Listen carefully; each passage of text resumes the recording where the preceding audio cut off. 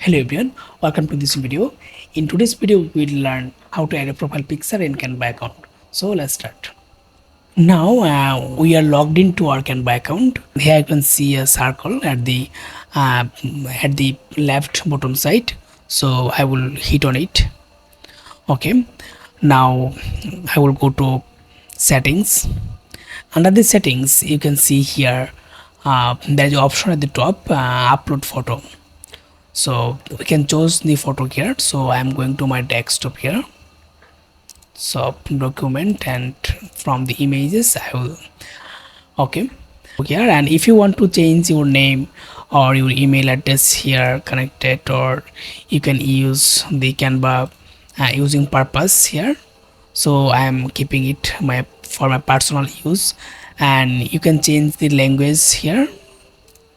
Okay, everything set here. So let's reload the Canva account. Okay, now at the left bottom part, you can see my photo here. It's already updated here. That's all the video. If you think it was helpful, please consider subscribing and liking it. Thank you.